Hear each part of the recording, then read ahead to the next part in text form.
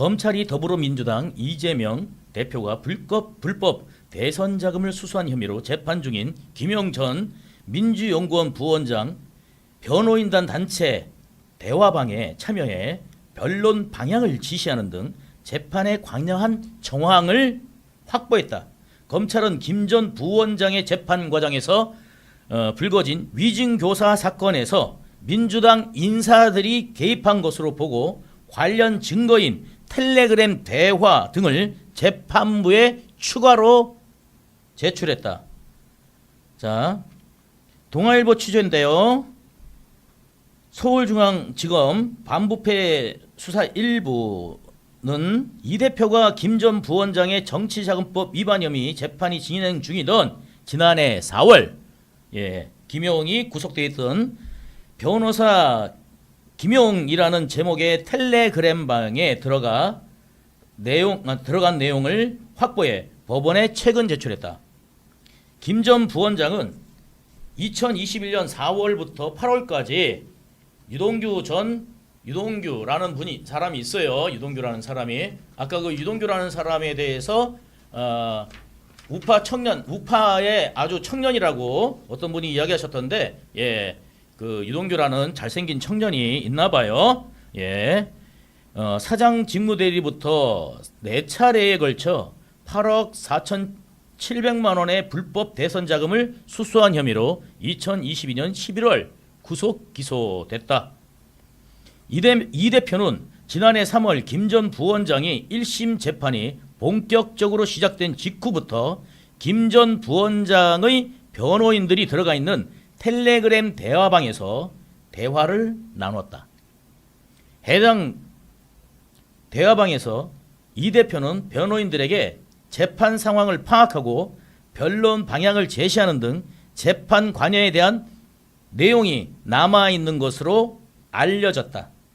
이 대표는 지난해 4월 11일 텔레그램 대화방에서 이렇게 이제 말합니다. 유동기의 텔레그램 페이스타임 통화 기록 이거 검찰이 돈을 주려면 통화 기록이 있어야 하는데 확인해 볼 수 있을까요? 네가 가짜 변호사한테 다 확인해가지고 김의겸한테 물어봐도 될 거야. 재명아, 그렇지 않니? 김의겸이 잘 알고 있어. 왜? 가짜 변호사들이 다 김의겸한테 보고했잖아. 응? 그럼 김의겸한테 물어봐도 되고 너도 다 들었지 않니? 내가 뭘 갖고 있었는지. 응? 다 버리랬잖아 니들이. 자, 확보했을 만한 그러면서 이제 그러자 이 대표는 검찰이 확보했을 만한 개연성만 확보하고 있는 것만 개연성만 확보해도 좋을 것 같은데 검찰이 저거 갖고 있는 거 그런 거 해서만 숨겼다 이래가지고 한번 해볼 수 있을 것 같은데 뭐 이런 말입니다. 그러자 이제 그 부분에 초점을 두고 검토해 보겠다고 변호사들이 또 그 텔레그램 방에서 이야기를 합니다. 이 대표는 유 전 직무대리와 김 전 부원장이 만났던 시기, 차종과 거리 상황은 특정된다. 차종, 거리 뭐 이런 거는 특정됐습니까? 그러니까 이제 이 대표는 김 전 부원장이 재판 증거 기록들을 사진으로 찍어 변호인들에게 전달한 것으로 알려졌다. 변호인단 대화방에는 이 대표가 직접 참여를 요청한 것으로 전해졌다. 이제 김이 구속되고 난 다음에 이랬다는 거예요. 이 대표는 뭐래? 뭐 이런 식으로 이제 대화. 이재명 저기 대표님 이렇게 이야기 안 하고 이 대표는 뭐라는데 뭐 이런 식으로 이제 이야기한 거예요. 나 제대로 안 도와주면 내가 진짜 이 대표 가만 있어. 좀 이런 게 이제 보였나 봐요. 그러니까 이제 아마 뜨거 하면서 이재명이 어떻게 되겠어요? 아이고 김 원장, 아이고 김 전 부원장 하면서 이렇게 끌어안는 이 제스처를 해야 되지 않겠습니까? 아유 나도 이게 몇 개만 가지고 있었으면 녹음이나 뭐 이런 거 갖고 있었으면 이재명이 나한테 아주 따뜻하게 유동규는 절대 그럴 일이 없습니다 하면서 막 그래갖고 텔레그램방 만들어갖고 막 그렇게 했을 텐데 그죠? 이모 변호사는 이 대표로부터 연락이 왔고 본인 사건이기도 하고 본인이 변호사이기도 해서 김 부원장과 변호사들 대화방에 참여했다고 했다. 그러니까 본인 사건이라는 게 뭐냐? 본인 사건이기도 하다. 이거는 뭐냐면 이재명한테 돈을 주려고 돈을 주는 게 아니라 이제 이재명한테 선거에 도우려고 김영이 돈을 받아갔잖아요. 그러면 이 돈을 받아간 사람이 수혜자는 누굽니까? 예. 최대 수혜자는 누굽니까? 이재명 아니겠습니까? 근데 이게 나오면 어떻게 되겠습니까? 그래서 본인 사건이기도 하다는 얘기예요. 그러면 오히려 이 본인 사건이기도 한 내용을 갖다가 김용 변호사들하고 사전에 접촉한다. 이거 위증을 갖다가 요구한 내용이 될 수도 있는 겁니다. 변호의 방향을 바꾸게 할 수 있는 내용이기도 합니다. 골드 드래곤이라는 이름의 텔레그램 대화방에서 이 대표는 2022년 11월 김 전 부원장의 접견을 앞둔 임모 변호사에게 힘내라고 전해주십시오 라고 글을 남겼다고 한다. 접견을 다녀온 임 변호사는 접견하고 나왔다. 대표님도 변호사방에 오셔서 변호사로 협력하시기를 하셨다고 김용한테 전달했다. 대표님도 지금 우리 변호사방에 들어와서 너의 변론을 위해서 열심히 준비하고 계셔. 김용아, 너는 잘 버텨야 되는 거 알지? 유동규 같이 되면 안 되는 거 알지? 이랬다는 겁니다. 검찰은 이 대표가 김 전 부원장의 변호인들과 재판 상황을 공유하고 대응한 것을 두고 민주당이 재판 과정에서 조직적으로 대응한 것이 아닌지 의심하고 있다. 예, 지난번에 조직단 회의 나왔죠.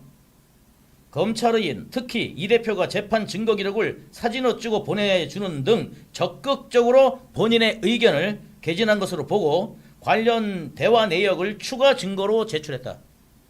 당시 대화방에 참여한 한 변호사는 이 대표는 변호사로서 대화방의 재판 상황에 대해 이야기 나누었던 것뿐, 이재명도 변호사잖아. 그래서 변호사로 나선 건데, 근데 이게 공범지위에 있거나 혹은 공범일 개연성이 있는 사람이 사전 접촉하는 것은 무리가 있죠. 변호사 아니라 변호사 하랩이라도. 보석 조건상 사건 관계자 사이 직접 접촉을 금지하는 것일 뿐 변호인 접촉을 금지한 바는 없고 이는 재판부에서 확인해 준, 이거 다 뻥입니다. 재판부에서 이재명하고 만나도 된다고 그걸 확인해 줬다고? 나는 뻥이라고 생각합니다. 예. 그러니까 이게 교묘하게 다른 이야기들을 섞어가지고 이런 이야기를 하는 것 같아요. 그러면 변호사 재판부에서 이재명하고 김영하고 접촉해도 된다고 이야기했는지 그거 한번 확인해줘. 아니면 허위사실 유포네. 김 전 부원장이 재판 과정에서 경기도 상권진흥원장 출신 이모 씨가 유 전 직무대리가 돈 줬다는 시간대에 내가 김 전 부원장을 만나고 있었다고 증언해 위증 논란이 불거졌고, 이 씨를 위증 혐의로 이 대표의 대선 캠프 출신 박 씨와 서모 씨를 위증 혐의 교사 혐의로 기소한 바 있다. 그래서 2명이 구속됐었어요. 예. 김 전 부원장은 위증은 없었다. 위증은 없었습니다. 라고 는 입장입니다. 딱 잡아떼죠. 닭발 먹고 오리발 내밀고 닭발 먹고 오리발 내밀고. 자, 제가 이거를 왜 읽어드렸느냐? 여러분들 다 아시는 내용인데, 이 김 부원장이라는 김용이 대선 과정에서 아주 중책을 맡았었다는 말씀을 드립니다. 이 사람이 관리한 게 누구냐? 바로 한총련 세력들입니다. 오늘 이재명 민주당의 지금의 민주당이 완전히 그동안의 어떤 민주당과도 완전히 다른, 결이 다른, 제가 늘 말씀드렸죠. 과거의 민주당하고 지금의 민주당은 완전히 다르다. 다시 말해서 예전에 그 통진당 있죠. 예, 통진당 사실상 이중대가 됐다. 민주당은 이야기를 제가 한 적이 있습니다. 예. 오늘 그 과정에 대해서 이야기해드리고요. 이들이 대한민국에 노리는 것은 무엇인지 한번 차분하게 말씀드리겠습니다. 네, 자, 이거 지금 오늘 지금부터 나가는 거 이거는요. 우리나라 방송에서 왜 이런 거를 전문적으로 아주 심도 있게 안 다루는지, 탐사 프로그램이 왜 도대체 이런 걸 안 하는지 모르겠습니다. 그래서 이 여러 가지에 나온 기사들을 종합해 가지고 제가 근거 없이 말할 수는 없으니까요. 예, 여러 가지 기사 나온 내용들을 바탕으로 해서 제가 전체적 구성을 해서 여러분들한테 오늘 쉽게 알려드리겠습니다. 그러니까 정말 이거 많이 보시는 게 좋을 것 같은데, 이게 지금 현재 한 2,600분이 보신다는데 보시는 거에 좀 아쉬움이 있습니다. 될 수 있으면 많은 분들이 지금 이 내용을 알고 앞에 과거의 내용은 모르더라도 최소한 이 내용은 충분히 인지를 하셔야 된다. 그런 말씀을 드리고 시작하도록 하겠습니다. 스칼리데이에 나온 기사부터 로부터 시작하겠습니다. 문을 열겠습니다. 자, 문을 스칼리데일리에 나온 기사로부터 문을 열겠습니다. 반대한민국 세력의 비밀 해갖고요. 전대협을 몰아낸 한 청년의 일당 독재, 한 청년의 일당 독재, 전대협을 몰아낸 한 청년의 일당 독재라고 이천 전 국정원 교수가 쓴 겁니다. 우리는 지금 나라가 좌우로 갈려 대립하는 가운데 사상적으로 양분된 혼돈의 시기에 살고 있다. 대한민국 내 사상의 지도를 펼쳐 우익과 좌익의 실체를 규명해야 할 시점인 것이다. 이에 소모적 논쟁의 소지가 있는 보수와 진보의 프레임 대신 대세, 대한민국 세력, 반대세, 반대한민국 세력의 개념으로 오늘의 대한민국을 지배하고 있는 사상의 스펙트럼을 분석한다. 나아가 이로써 우리 앞에 놓인 나침판이 가리켜야 할 방향을 제시하고자 한다. 진성 종북이 지배하는 더불어민주당. 왜 이런 말을 썼을까? 지금부터 들어갑니다. 북한의 위협이 강화되는 가운데 종북 세력은 대한민국을 더욱 위험한 상황으로 치닫게 하고 있다. 진성 종북 세력이 통합진보당, 통진당, 후신인 진보당을 부활시켰을 뿐만 아니라 제1야당인 더불어민주당마저 완벽하게 장악했기 때문이다. 예전부터 제가 한천령 세력들을 끌고 들어와가지고 과거에 있는 무슨 세력들이요? 전대협 세력 또는 과거에 있는 민주당 사람들을 다 숙청시키고 이 진보당이나 가가지고 떨거지 노릇을 해야 될 한청년 애들을 대거 끌고 들어온 게 누구라고 그랬다고요? 이재명이라고 제가 말씀을 드렸었죠. 이 교수님 또한 그렇게 이야기하시는 거예요. 이번 총선 과정을 통해 진보당의 재석의 의석을 차지했고 민주당도 친문 세력인 1980년대 지난 총선 공천 과정에서 당권파인 친명 세력은 비당권파인 친문 세력을 철저히 배제하고 일방적인 공천권을 행사했다. 일명 수박하면서 전부 다 몰아냈죠. 개딸들. 그 개딸들이 누굴까? 오늘 제 이야기를 다 듣고 나면 제 방송이 거의 끝날 때쯤이면 여러분들이 개딸이 누군지 대충 개딸의 주도 세력이 누군지 충분히 짐작해 맞이할 수 있도록 될 것입니다. 임종석, 이인영, 우상호 등 문재인 정권을 주도했던 전대협 주사파도 기세 등등한 친명 세력에 굴복하지 않을 수 없었다. 친명에 조금이라도 저항하는 모습을 보이면 당 외곽의 개딸, 더민주, 전국혁신회의 등 친명 세력의 거침없는 공세를 가해 굴복시켰다.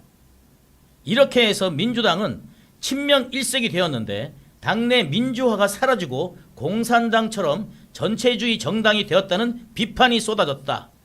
그런데 재판에서 이재명 변호사가 이재명은 매우 합리적인 사람이죠? 이재명은 매우 합리적으로 결정하는 사람이죠? 라고 했다가 저한테 뒤지게 욕을 쳐먹은 겁니다. 친명 핵심 조직인 더민주 전국혁신회의가 공천을 주도해 50명이 공천을 받아 이 중에서 31명이 당선되었다. 이재명 체제의 완성이다. 여러분, 요 방송은 여러분 정말 집중해서 들으셔야 됩니다. 어디 가서 이야기하거나 뭐를 하려고 해도요. 이 방송을 봐야 오늘 이 방송만 보고 나면 뉴스라든지 뭐 어디서 나오는 내용들을 이게 뭐구나라는 거를 인식할 수 있게 돼요. 굉장히 오늘 이거를 여러분들의 눈과 시각과 그 다음에 귀를 열어드릴 겁니다. 그래서 이 방송은 집중해서 들으셔야 됩니다. 네, 분명히 말씀드립니다. 세계 공산화 과정에서 본 공산당의 전략. 이 시기에, 그러니까 1940년대, 50년대, 60년대, 70년대, 80년대 다 끝나버린. 예, 게다가 이제 사회주의로 뭐 넘어가가지고 해가지고 베네수엘라 망해가지고 한 것도 2000년대 초반인데. 대한민국은 이제 또 다시 공산당 광풍이 일어나고 있는 겁니다. 그래서 이거를 여러분들이 정말 제대로 보셔야 된다는 겁니다. 아주 더 수법이 교묘해졌습니다. 아주 매우 교묘해졌습니다. 세계 공산화 과정을 통해 대한민국의 상황을 해보겠다. 자, 2024년 총선 직후 대한민국 상황은 좌파 독재, 즉 프롤레타리아 독재, 일당 독재 체제가 구축되는 시점에 와 있는 것으로 보인다. 진성 종북 세력이 더불어민주당, 진보당 등을 장악하고 다른 좌파 정당을 연합해 거대한 좌파 정당 연합체를 구축하면서 입법부의 3분의 2에 가까운 의석을 확보했다. 이게 지금요, 이제 쭉 나옵니다. 뒤에 이게 다른 나라에서도 똑같은 일이 벌어졌습니다. 그래서 그 나라가 공산화 됐어요. 한번 다 보여드립니다. 국힘의 분열은 곧 좌파 일당 독재의 완성이다. 국힘을 분열시킨 게 결국은 좌파 독재의 완성을 하는 겁니다. 우파 정당의 마지막 진지인 국민의힘이 분열 와해되는 순간 대한민국엔 좌파 일당 독재 체제가 완성된다. 2011년만 해도 종북 세력의 정당은 2012년 12월 통진당으로 개편된 민주노동당, 민노당이 유일했다. 당시 민노당의 국회의원은 5명이었다. 2012년 4월 총선 때 종북 전당인 통진당이 13석을 차지했으나 2014년 12월 통진당 해산으로 13명 모두 해임당했다. 그래서 종북 세력이 정치권에서 소멸되었다고 오판한 우파 국민도 많았다. 통진당이 해산됐으니까 이제 좌파들은 없어졌어. 이렇게 오해한 우파 국민들이 많았다는 겁니다. 여러분들 그러지 않았었습니까? 그래서 종북 세력이 정치권에서 소멸됐다고 오판한 우파 국민이 많았는데, 그러나 박근혜 대통령 탄핵을 주도한 촛불 집회 이후 문재인 정권이 등장하자 사태가 급변해 오늘 같은 좌파 정당 일변도로 전도되고 말았다. 이 문재인 정권의 탄생은 좌파들의 득세에 기름을 부어준 것이고요. 새로운 형태, 옛날에 그냥 통진당, 진보당 이런 형태가 아니고, 통진당, 이런 형태가 아니고요. 그래서 자기만의 세력을 구축하는 당 형태가 아닌 새로운 형태로 바뀌어 나타납니다. 소수의 공산당 세력이 일당 독재 체제를 만들어 간 방법은 무엇일까? 공산 세력이 우파 정당에 침투해 무력화시키거나 와해시키는 한편 공산당 우호 정당들과 연대 연합하는 통일전선 전술을 거듭하는 것이다. 헝가리와 동독의 공산화 과정, 헝가리 공산화 과정을 예를 살펴봅니다. 2차 대전 직후 소련군이 헝가리에 진입할 당시 헝가리 공산당은 소수 세력이었다.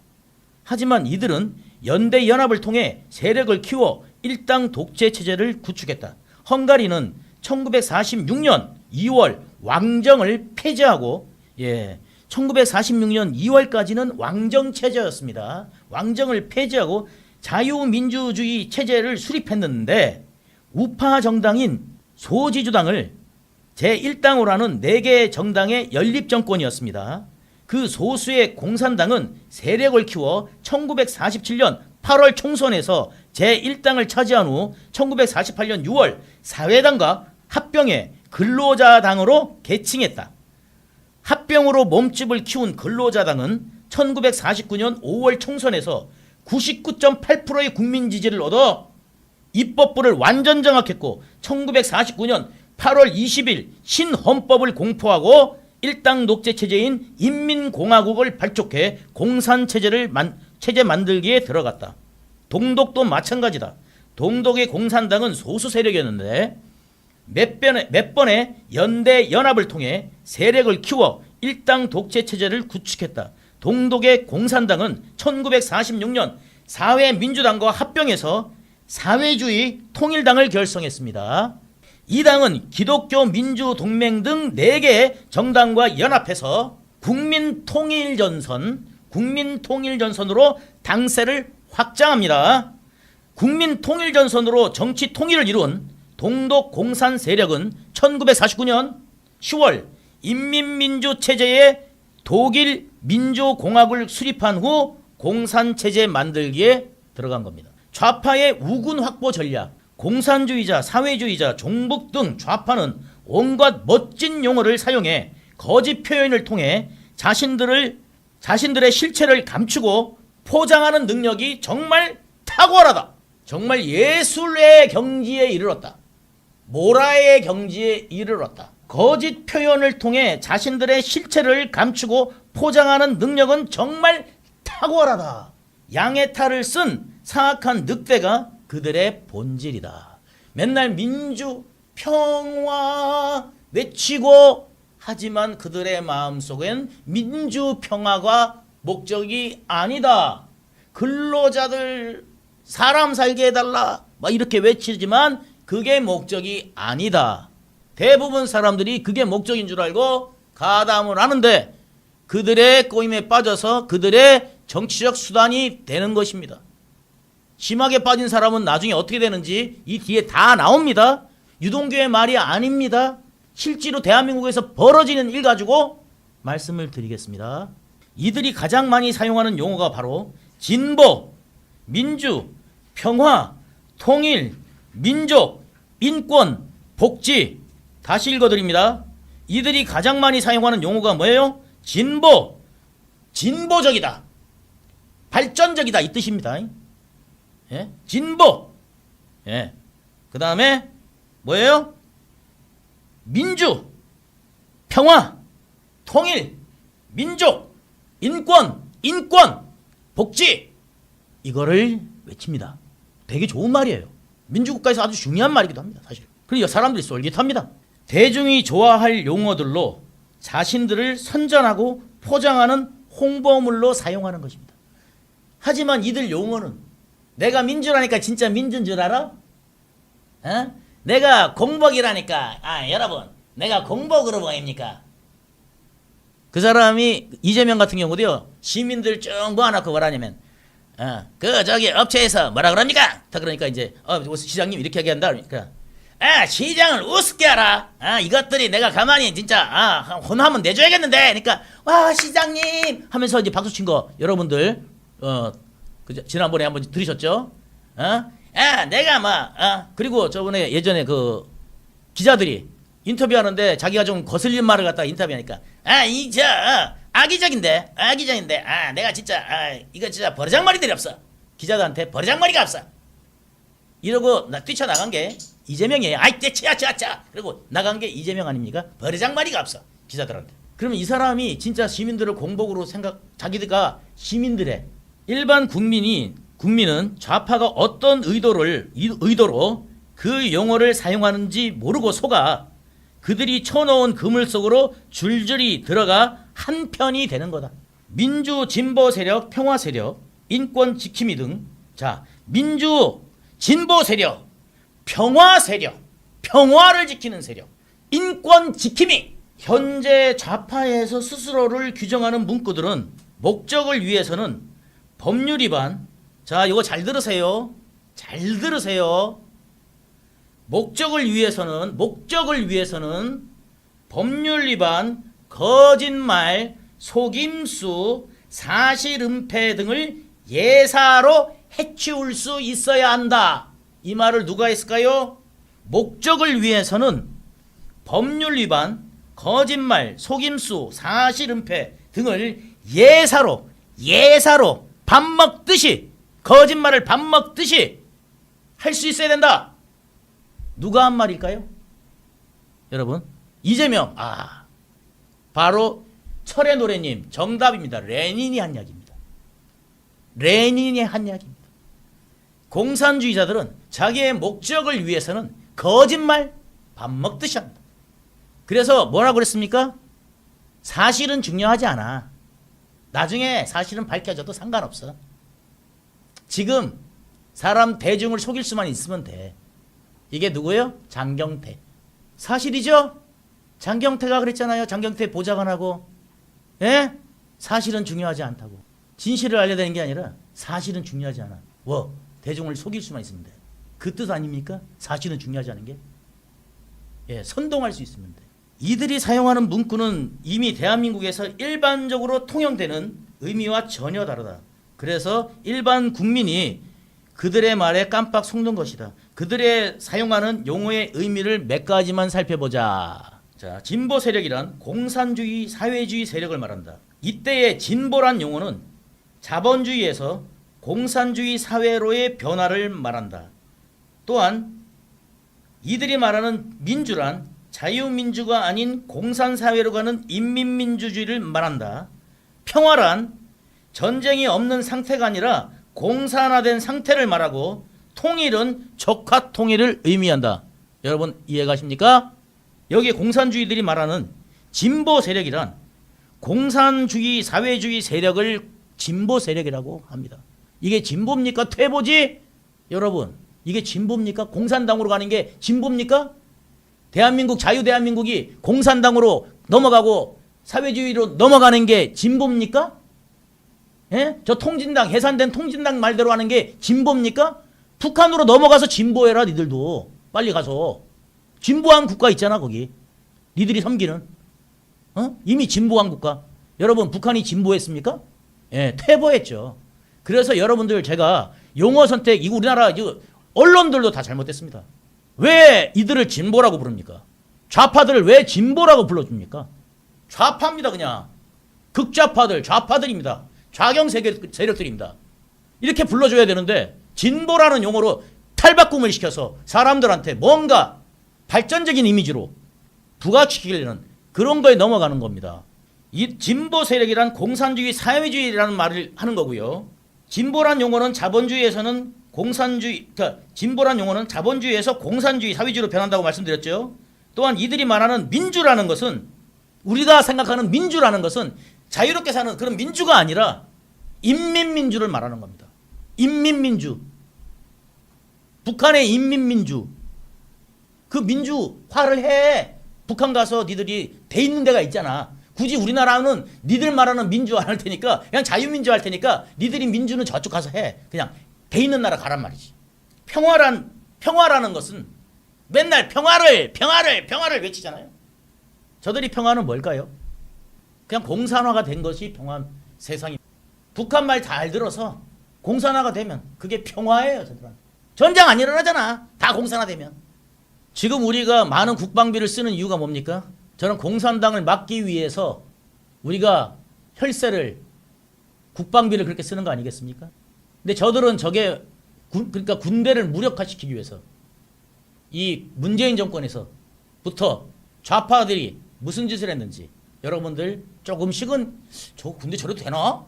라는 생각을 의구심을 가지고 본 적 있으시죠? 아이 너희들을 좋게 해주려고. 야 30개월이나 가면 너희들 힘들잖아. 그러니까 그냥 1년 6개월만 갔다 와. 1년 6개월만 갔다 와. 좋지. 감사하지. 월급도 많이 줄게. 감사하지. 좋지. 근데 이 군대 우리나라의 군사력은 어떻게 될까요? 군대의 존재 이유는 뭘까요? 국방을 지키기 위해서 있는 건데 이 국방이 약화되지 않겠습니까? 그런데 그거를 우파 쪽에서 예를 들어서 군대 30개월로 해야 돼. 그러면 젊은 애들이 어때요? 반발하죠. 야 여기는 1년 6개월 해준다 그러는데 여기는 30개월? 저쪽에 지금 안 돼. 이렇게 하지 않겠습니까? 그런 걸 달콤하게 유혹을 하는 겁니다. 지금 당장을 우익 좌익에서 보수 진보로 프레임 전환 전술. 중요한 것은 프레임의 전환이다. 여기서 말합니다. 바로 제 말을. 과거 우리나라에서는 사상을 나누는 프레임으로 좌익, 우익 프레임을 주로 사용했다.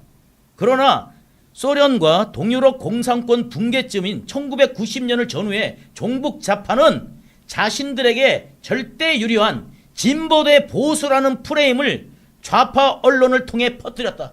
자기들은 진보고 우파들은 어떻게 해요? 보수다. 이 프레임을 만든 게 1990년대.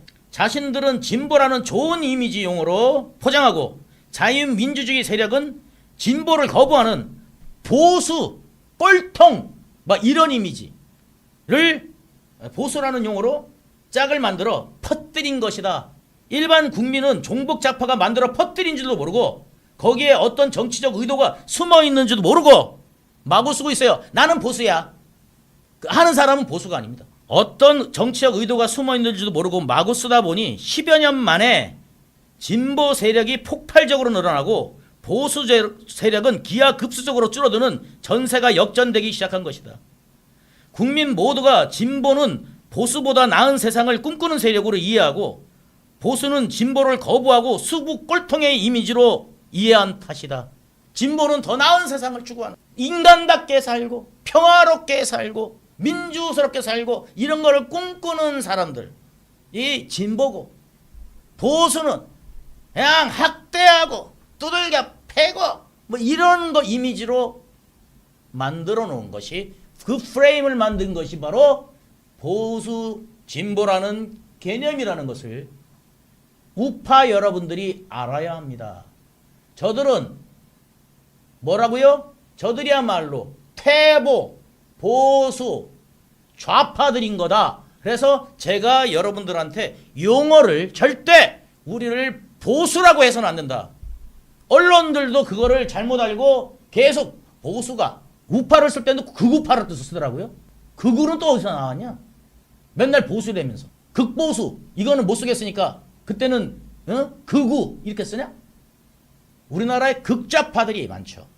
예, 나라를 전복시키려는 세력들 이제 나옵니다.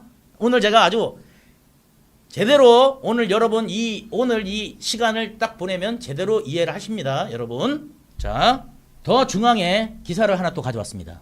뭐가 있냐면요, 민주당 DNA 바뀐다. 급진파 한총련 통진당 세력과 연대. 단순히 친명당이 된다기보다는 당 DNA 자체가 바뀌고 있다. 여기 이미 기사가 나왔어요. 비명 행사 등 공천 파동을 겪고 있는 더불어민주당 현 상황에 대한 당 관계자의 설명이다. 그는 주류가 친문에서 친명으로 바뀌는 수준이 아니라 민주당 역사상 가장 왼쪽으로 옮겨가는 중. 어떤 상황에서 그렇게 됐느냐? 이제부터 나옵니다. 민주당은 2년적 지형이 이번 총선을 기점으로 요동칠 전망이다. 민주당은 그동안 서민과 중산층의 정당, 민주개혁 세력 등을 자임해왔지만 스스로 이념을 레프트라고 내세우지는 않았다. 자기들은 중도라고 늘 이야기해왔지 레프트, 좌파라고 이야기하지 않았습니다.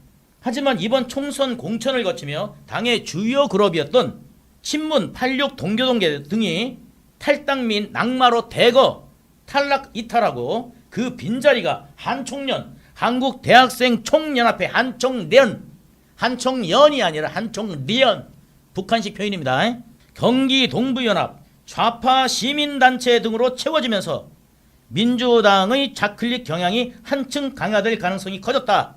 벌써 중앙일보에서는 그렇게 다뤘었습니다. 민주당 DNA 교체에서 두드러진 것은 운동권 세력의 교체이다. 한마디로 86 전대협의 퇴조와 87 한총련의 부상이다.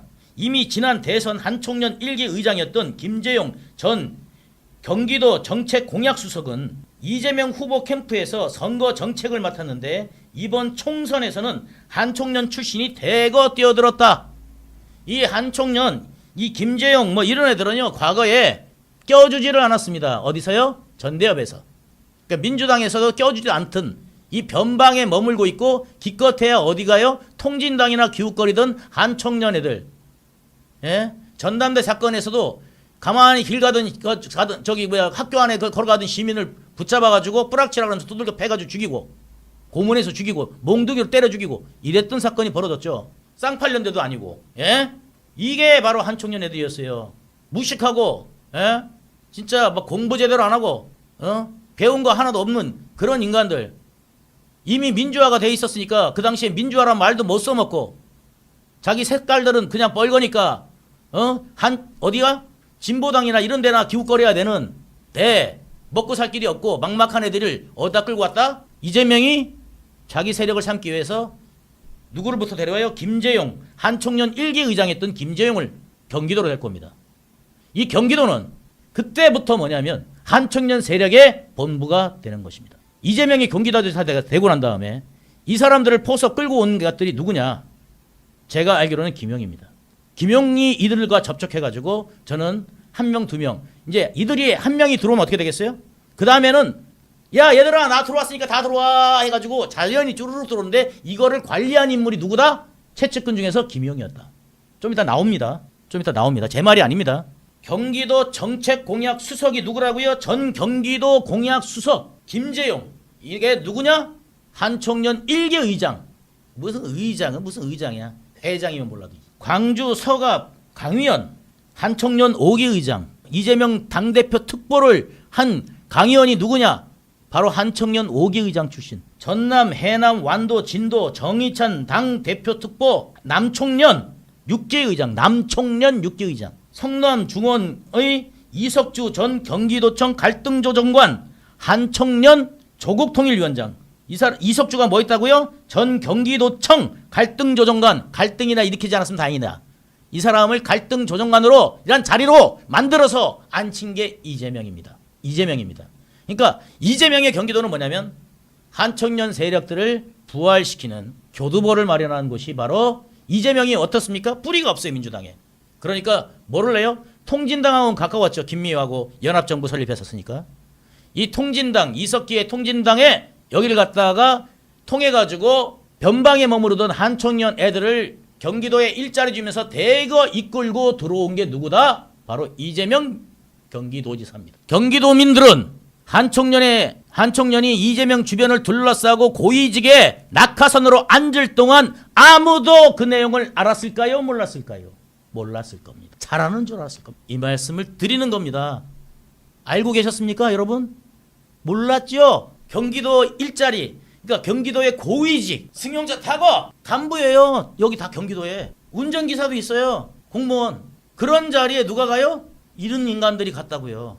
그러니까 이재명한테 우리 다 모이자. 다 모인 거라. 부산 해운대을 윤용조 전 당대표실 부국장, 한청년 대의원 등이 대표적이다.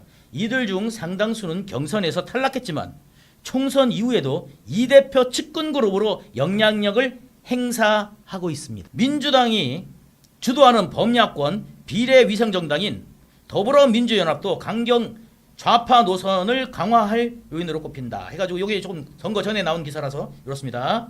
비례위성정당인 진보당과 새진보연합은 물론 시민단체인 연합정치시민회도 참여하고 있다.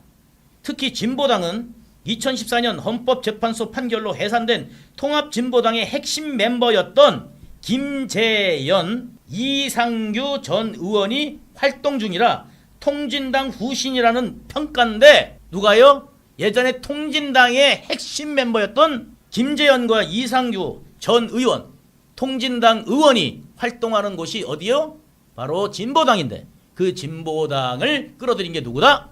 바로 이재명이다. 진보당 비례후보 1번인 장진숙 공동대표는 국가보안법 위반 전략을 갖고 있으며 비례후보 2번 전종덕 후보는 통진당 후보로 총선 2012년 과거 지방선거 2014년에 출마해서 더불어민주연합은 또 다른 축인 정치연합시민회 공동운영위원장인 박석운 한국진보연대 상임대표와 조성우 전국비상시국회의 상임대표는 과거 제주 해군기지 반대, 한미 FTA 반대, 사드 반대 등의 시위를 주도한 대표적인 반미 친북 인사로 꼽힌다. 이런 사람들을 이재명은 끌고 갔다는 겁니다. 더불어민주연합과 비슷한 방식으로 4년 전 총선에서 조직된 더불어시민당 탈원전 운동을 주도한 양이원영 의원, 정의기억연대 이사장 출신 윤미향 등 17명이 당선됐다. 이 중 소수정당 모수로 당선된 용해인, 조정훈 의원 등을 제외한 14명이 흡수합당 형식으로 민주당에 들어갔다. 당시 또 다른 비례정당인 열린민주당도 민주당과 선명성 경쟁을 하며 최강욱 등 3명을 당선자를 냈지만 결국 민주당행을 택했다. 검찰 독재, 조기종식, 김건희 여사 특검을 외치며 민주당보다 더 강력한 목소리를 내는 조국 혁신당 역시 총선 후 민주당과 통합할 가능성이 있다. 자, 여기 보면요.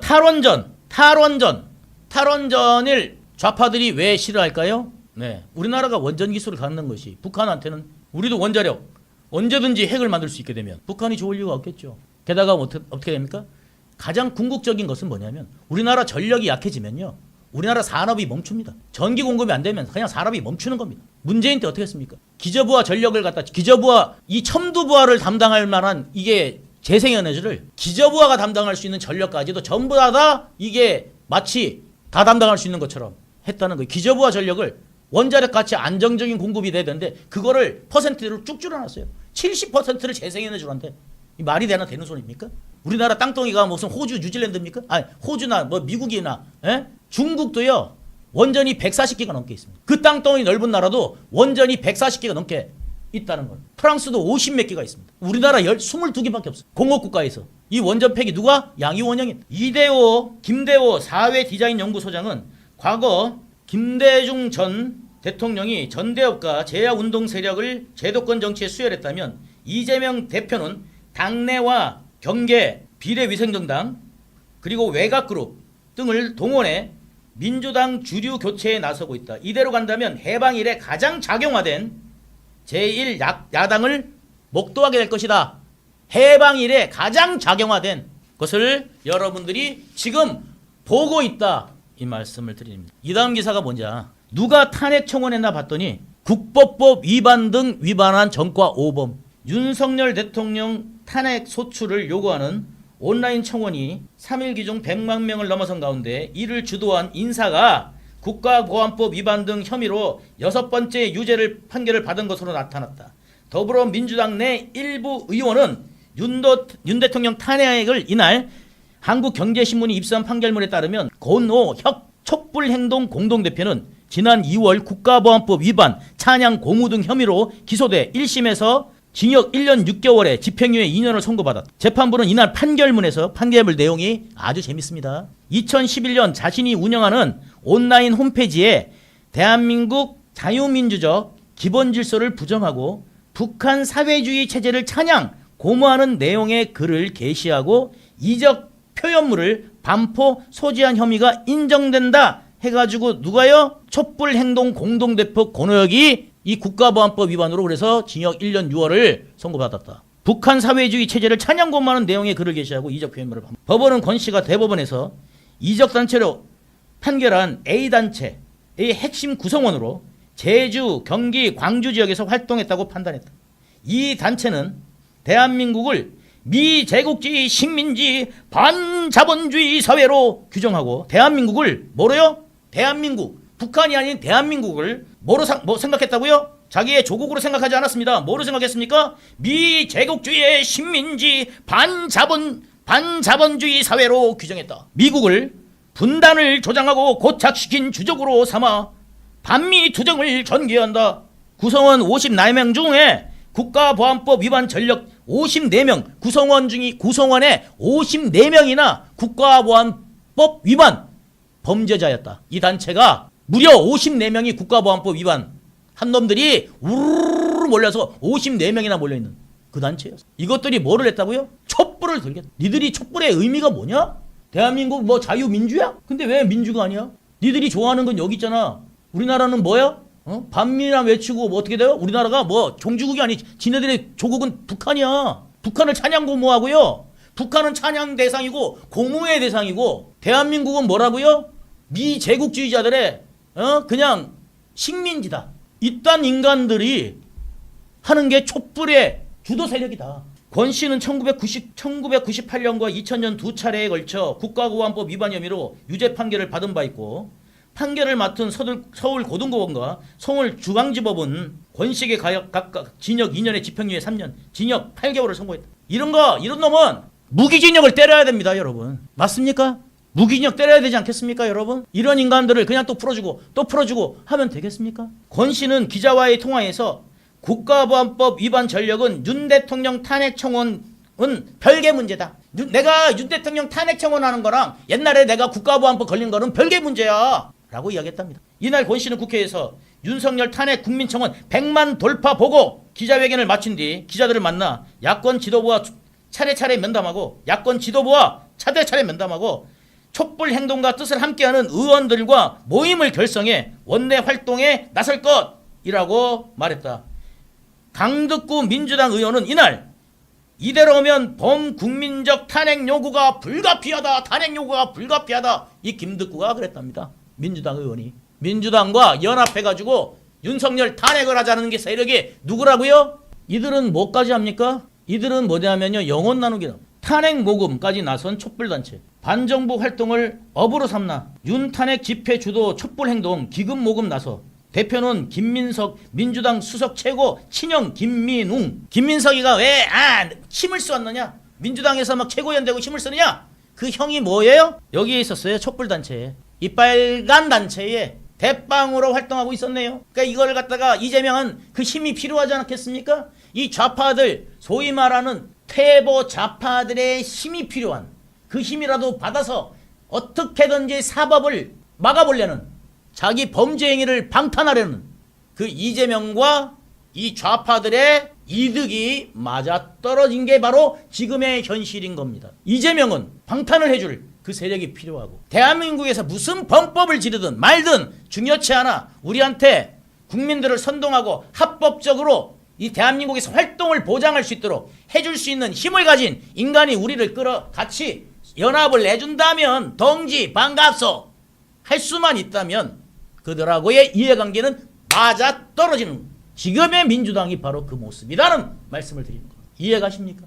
이재명의 민주당의 방탄 세력이 누군지 이해가십니까? 경기도 때부터 준비해온 그 세력들이 바로 주도해서 이재명의 방탄을 하고 있는 것이고, 그 세력의 주도원은 누가 해요? 촛불 집회, 행동. 이자들은 또 돈을 어떻게 모금해요? 모금까지 합니다. 반정부 활동을 업으로 삼습니다. 친야 성향의 시민단체인 촛불 승리 전환 행동. 이 사진 있는 놈 보여주세요. 예, 김민석, 그리고 그의 형이나 그 옆에 있는 놈이 김민웅이라는 놈입니다. 요 가운데가 김민웅이에요.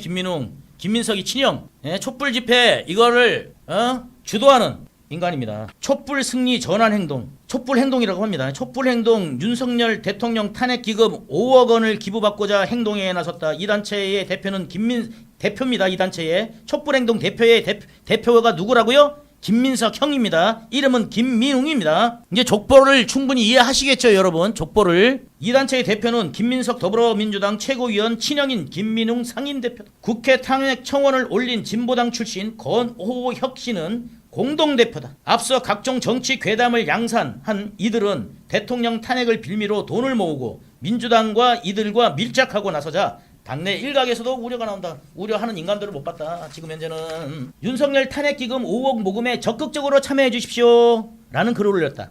탄핵기금은 10만원 단위로 약정할 수 있어요. 10만원 단위 이하는 하지도 마. 조국 마누라는 감옥에 있어도 몇 개월만 있으면 2억 3천만원 태클을 합니다. 촛불행동은 탄핵기금 약정서를 작성하고 입금하면 기재한 주소로 해당 금액의 증서와 선물을 보내됩니다. 23일 기준으로 106명이 약정했고요. 1,850만 원이 모였다. 뭐 이랬는데, 자 보세요. 이 단체 대표들은 각종 종북 활동으로 주목받은 이력이 있다.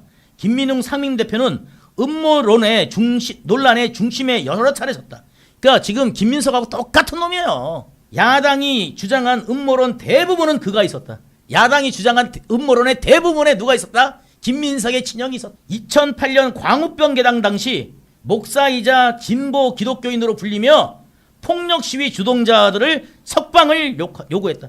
폭력 시위를 막 하던 광우병 막 계단 퍼뜨리고 이런 거 석방. 그때 당시는 뭐라고요? 목사라고 불렸대요. 목사. 항상 뭐라요? 탈을 씁니다. 위장탈을 씁니다. 2013년 천안함 음모론을 제기한 영화 천안함 프로젝트에도 어때요? 천안함 프로젝트라는 영화를 만들었어요. 얘들이. 북한에 의한 천안함 폭침을 지속적으로 부정하고 서울 결의하나 대표로 사드 배치 반대 운동을 벌였다. 사드 배치 반대. 일본 후쿠시마 오염수 선동에도 앞장을 섰고, 지난해 자신의 페이스북에 후쿠시마 오염수가 해류를 무시하고 동해로 들어온다. 해류를 이렇게 토와서 들어오는 게 아니라 그냥 동해로 들어온다. 해류는 관계가 없어. 그냥 동해로 들어와. 과학적인 거 필요 없어. 그냥 동해로 들어와. 막 들어와. 폐수가 막 들어와. 이렇게 주장했던 게, 해류 타고 한 7년 걸린다 8년 걸린다 했더니 아니야. 그냥 막 퍼져서 들어와. 이거를 이야기한 게 바로 누구라고요? 김민석의 형, 김민석 의원의 형님 친형입니다. 김민웅. 지구 자전 방향이 반대로 돼야 가능한 비과학적 주장을 내세운 것이다. 자, 여당이 촛불행동 고발을 했어요. 모집 사용 계획 없이 기부금 41억 모집. 이 촛불행동에 41억의 기부금이 모집됐어요. 얘들 촛불하는데 41억 모았대요. 이러니 좌파를 하죠. 이렇게 빨갱이 짓 하고요. 우리나라를 무너뜨리라는 인간들한테 무려 41억을 기부하는 인간들이 있다는 겁니다. 우리나라를 전복시키는 이런 세력들을, 그 다음에 괴담 퍼뜨리는 이런 세력들한테 돈 대주는 인간들이 그렇게 많다. 대한민국에는. 이게 지금 현재 대한민국이다. 제가 과거에 뭐라 그랬습니까? 이재명 사법 이제 본격화되면은, 재판 본격화되면은 누가 튀어나올 거다? 민노총이 튀어나올 거다 그랬죠. 튀어나왔습니다. 그죠? 자, 민노총 전 간부 간첩죄 징역 15년. 간첩들 얼마나 많은가? 라는 사설이 나왔습니다. 노조 간판을 달고 간첩 활동을 한 혐의로 기소된, 노조 간판을 달고, 간판은 노조, 그런데 행동은 간첩이야. 노조, 사무실, 행동은 뭐라고요? 간첩. 활동을 한 혐의로 기소된 민노총 전직 간부 3명이 1심에서 중형을 선고받았다. 민노총 전 조직쟁의 국장 성모 씨에게 징역 15년이 선고됐고, 함께 기소된 전직 간부 2명에게는 각각 7년과 5년이 선고됐다. 조직쟁의 국장은 산하 산별 연맹과 지역 연맹을 총괄하는 민노총 실세, 민노총 실세, 한국의 대표적 노조 간부들이 북한 지시를 받아 움직였다는 사실 자체가 충격이다 라고 그랬는데, 한국의 대표적 노조 간부들이 북한의 지시를 받아서 움직였다. 민노총 핵심 간부 실세들이 북한의 지령을 받아 움직이는 꼭두가시 같은 간첩들이었다는 게 며칠 전 신문이에요. 20년 전 신문이 아니에요. 30년 전 신문이 아니에요. 엊그제 나온 기사입니다. 지금 이제 요 뒤에 몇 가지만 딱 더 들어 이제 끝날 건데요. 오늘 중요한 말 이제 여기 나올 거예요. 또 이제 계속 하이라이트가 있어요. 하이라이트 있습니다. 네? 끝까지 귀 기울이십시오. 오늘 이거 또 방송 안 합니다.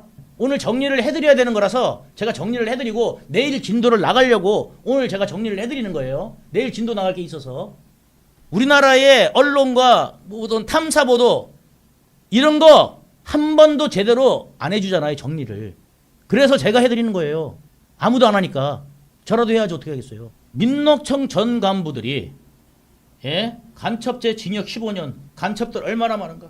재판부는 이것들을 이 인간들을 재판한 재판부는요, 해외에서 북공작원과 접선한 뒤 지령을 받고 반정부 투쟁을 벌인 혐의 등을 인정하면서 대한민국 존립과 안전을 위태롭게 하는 큰 범죄. 그러면 사형을 내렸어야죠.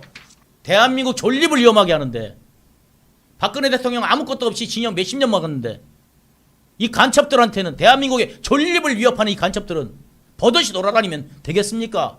앞으로 우파들이 국회를 장악해서 이런 인간들을 사형시키는 입법을 해야 된다 생각하면 손 들어보십시오. 한 번만 더. 마지막 하는 거예요. 오늘 방송에서. 예? 우리 우파들이 대한민국을 사랑하고 대한민국의 민주화, 대한민국의 자유와 그 다음에 대한민국의 번영을 추구하는 우리 진보 우파가 국회를 장악해야 된다. 그래서 이런 놈들을 사형에 쳐야 된다 생각하는 사람은 손 들어보십시오. 이런 놈들 가만히 두면 안 됩니다. 예? 정말 이거 정말 몹쓸 놈들 아닙니까? 실제 수사 과정에서 이들의 사무실과 주거지 등에서 발견된 북한 지령문만 89건, 역대 간첩 사건 중 가장 많았다. 역대 최고. 이게 민노총의 최고 간부 실세의 민낯입니다. 얼굴에는 노동운동 써놓고 머리에 띠에를 붙여놓고 뒤에서는 뭐를 했다고요? 간첩질을 했다는 거예요. 북한의 지령을 받아서 움직였다는 거예요. 그러면 그 사람이 기업과 노사 협력을 잘하자, 그리고 노동자들을 위해서 정말 일했겠습니까? 저자는 노동자들을 위해서 일한 게 아닙니다. 선동만 해놓고 뭐를 낸 거예요? 북한의 지령을 따르고 선동을 하기 위해서 그 자리에 앉은 겁니다. 그 자리에 앉힌 놈들은 또 누굴까요? 같은 세력 아니겠습니까? 이들이 북의 보고한 문건들도 여러 건이 발견됐는데, 2년 전 헬로윈 참사 때 하달된 지령문에는, 이태원 참사 그때 북한의 지령문이 내려와요. 뭐라고? 역도놈들의 퇴진을 요구하는 서명운동 촛불 시위, 추모 문화재 같은 항의 투쟁을 지속적으로 전개하라. 지속적으로 전개하라. 항의 투쟁을 지속적으로 전개하라. 이게 누구라고요? 북한에서 내려온 명령문이에요. 야, 니들은 영화 한 편만 보면 싸 죽이고, 일가족이 김여정 욕했다는 거 하나로 그냥 행방불명되는, 일가족 전체가 행방불명 되는 그 북한에서 내려온 명령문이에요. 뭐라고요? 에? 이게 나라냐? 태진이 추모다 라는 구호도 구체적으로 북한에서 알려줬답니다. 이게 나라냐? 태진이 추모. 태진이 누구 태진? 윤석열 태진이 추모다. 그런데요, 더 웃긴 게 뭔지 아세요? 실제 헬로윈 추모 집회 때 현수막에 이 문구가 그대로 담겼다. 북한에서 이게 나라냐? 태진이 추모다. 그 돌아가신 분들 죽음을 이용해서 정치에 이용하는 게 바로 북한 공산당입니다. 그들과 같이 놀아나는 것들이 바로 이재명의 민주당이었고, 그 사건을 키우는 것이 바로 뭣도 모르고 함께한 게 바로 이 나라 언론입니다. 이 나라 언론이 이재명의 말을 확대해주고 거짓을 키워주고 있습니다. 누구의 돈으로요? 우리나라 기업들이 광고 수익 이런 걸 받아가지고 운영하면서 대한민국을 위해서 정말 언론 활동해야 되지 않겠습니까? 좌파를 진보라고 불러주고 표현해주는 그 언론이 언론입니까? 북은 이들에게 평택 미군기지, 오산 공군기지 신설 정보를 수집하라고 지시도 했답니다. 그리고요, 북을 향해 충성맹세문을 작성해서 보내라고 했답니다. 충성맹세문을 작성해서 보내라. 북한에다가 김정은의 대를 이어 충성하겠습니다 하는 충성 약속. 야, 그게 니들이 말하는 민주냐? 그런데도 민노총은 아무런 사과 없이 뭐라고 외칩니까? 공안 탄압이라며 윤석열 정권 퇴진 집회를 열었다. 저놈 15년 받으니까 퇴진 집회를 연답니다. 이게 민노총의 얼굴입니다. 노동자들을 위해서 있는 게 민노총인가요? 아니라는 걸 스스로 입증하고 있습니다. 이런데도 정신 못 차리고 눈치 못 채면 바보 아니겠습니까? 내용량 수박씨들. 국민의힘에서는 기껏해가 선거 앞둔 방탄용, 어떻게 여태까지 이재명이 빌드업 해왔는지를 모르고 기껏 우리가 외칠 수 있는 거는 그냥 방탄용 이 말밖에 못한다는 거죠. 핵심을 찔러야죠. 이재명과 공산당들의 관계를 핵심을 찔러줘야죠. 국민들한테 알려야죠. 그리고 이 나라가 얼마나 위험하든지 국민들한테 알리고 국민들한테 호소해야 되지 않겠습니까? 국민의힘은 기껏해서 언론에다가 몇 개 돼가지고 아이 방탄용이야 끝.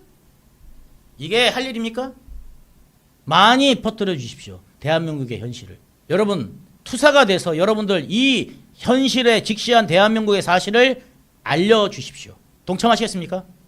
도와주시겠습니까? 함께 하시겠습니까? 묻고 싶습니다. 우리 몸에 꼭 필요한 제품 소개해드립니다. 유동규 TV를 후원해주는 애국기업 환신골드는, 이 애국기업 환신골드는 박근혜 대통령, 박정희 대통령의 정신을 이어가자는 그 운동을 하고 있는 기업입니다. 식약청에서 인정받은 건강기능식품이고요. 면역력 증진, 피로 개선, 혈액순환 개선, 기억력 개선, 항산화에 도움을 줄 수 있습니다. 특히 밤에 자다가 화장실을 자주 가시는 분이나 피로감을 평소에 많이 느끼시는 분들 좋다고 합니다.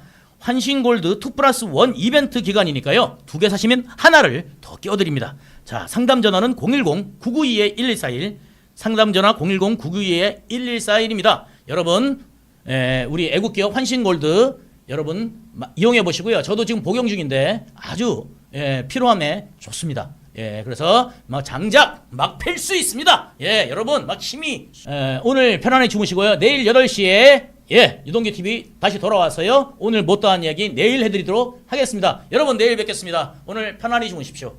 감사합니다.